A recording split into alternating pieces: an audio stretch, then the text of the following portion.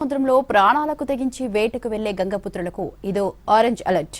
ఇంతకాలం ఒక లెక్క, ఇక నుంచి మరో లెక్క అంటోంది మత్స్యశాఖ. రెక్కలు ముక్కలు చేసుకుని మత్స్య సంపద ఒడ్డుకు చేర్చడమే కాదు, సేఫ్టీ నిబంధనలు ఖచ్చితంగా అమలుకు ప్రణాళికలు సిద్ధం చేస్తోంది. సముద్రంపై వేట మత్స్యకారులకు ప్రాణాలతో చెలగాటం లాంటిది. రాకాసి అలల్లో చిక్కుకుంటే ప్రాణాలకు నో గ్యారంటీ. రెస్క్యూ ఆపరేషన్ చేసిన చాలా సందర్భాల్లో గల్లంతైన మత్స్యకారుల ఆచూకీ కనిపెట్టడం కష్టంగా మారుతోంది. దీనికి ప్రధాన కారణం బోట్లకు వేస్తున్న నీలం రంగు. అంటే నమ్మడం కొంచెం కష్టం, కానీ ఇదే నిజం.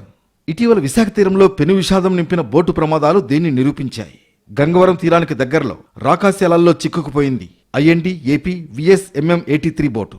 డ్రైవర్ చిన్న బ్రతికి బట్టకట్టగా గల్లంతైన 6 ఆచూకీ లభించలేదు. ఈ పరిస్థితికి కారణం ప్రస్తుతం అమల్లో ఉన్న కలర్ కోడ్. రాష్ట్రాల వారీగా కలర్ కోడింగ్ ఇచ్చిన కేంద్రం గత 15 ఏళ్లుగా అమలు చేస్తోంది. అంతర్జాతీయ జలాల్లోకి వెళ్లినప్పుడు దూరం నుంచే బోటు రంగును బట్టి అది ఏ ప్రాంతానికి చెందినదో గుర్తించడానికి ఈ విధానం ఉపయోగకరంగా ఉంటోంది. రాష్ట్రంలోని బోట్లకు పైభాగంలో పసుపు రంగు, కింద నీలం రంగు వేయాలని కేంద్రం సూచించింది. అయితే కొంతమంది ఈ నిబంధనను పాటించకుండా నచ్చిన రంగులు వేసుకుని సముద్రంలో తిరుగుతున్నారు. ప్రమాదాలు జరిగినప్పుడు బ్లూసీ, బోటుకు వేసిన నీలిరంగు కలిసిపోవడంతో రెస్క్యూ సిబ్బందికి బోటు జాడ స్పష్టంగా కనిపించడం లేదు. దీనిపై విశాఖలోని కోస్ట్ గార్డ్ అధికారులు పలు సందర్భాల్లో మత్స్యశాఖ అధికారులకు సమాచారం ఇచ్చారు.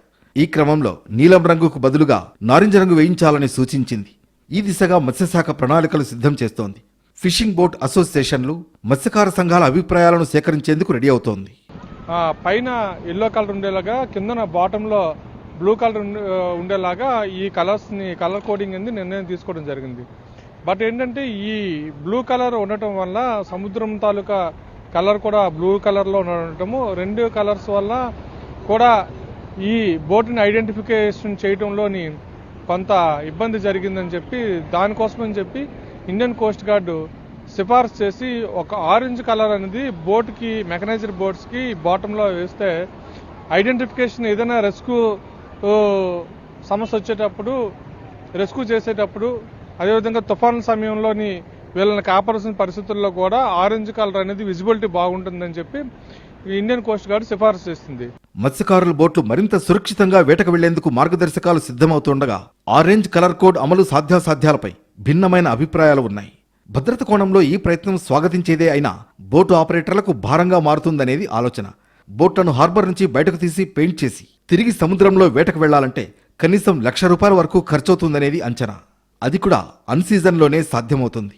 బోటుకి మెరైన్ కలరు, కిందన బాటము, సైడ్ బొద్దులకు ఇంతవరకు నేవీ బ్లూ ఉండేది. ఇప్పుడు నేవీ బ్లూ తీసి మెరైన్ కలర్ వేయమని చెప్పేసి గవర్నమెంట్ నుంచి ఆర్డర్ వచ్చింది. అది కూడా త్వరలో ఇవన్నీ ఫిల్ఫిల్ చేస్తారు. దీనికి కూడా గవర్నమెంట్ దానికి సపోర్ట్ చేయవలసిందిగా, బోటు ఓనర్ కూడా సహకరించవలసిందిగా కోరుచున్నాం. తీరానికి 12 నాటికల్ మైళ్ల దూరంలో ఏదైనా ప్రమాదం జరిగితే సహాయక చర్యలకు డ్రోన్లను కూడా ఉపయోగించాలని మత్స్యశాఖ ప్రయత్నాలు మొదలుపెట్టినట్లు సమాచారం. ఇది పూర్తి స్థాయిలో అమల్లోకి వస్తే ఆపదలో ఉన్న జాలర్లను గుర్తించి సురక్షితంగా ఒడ్డుకు చేర్చే అవకాశం ఉంటుంది.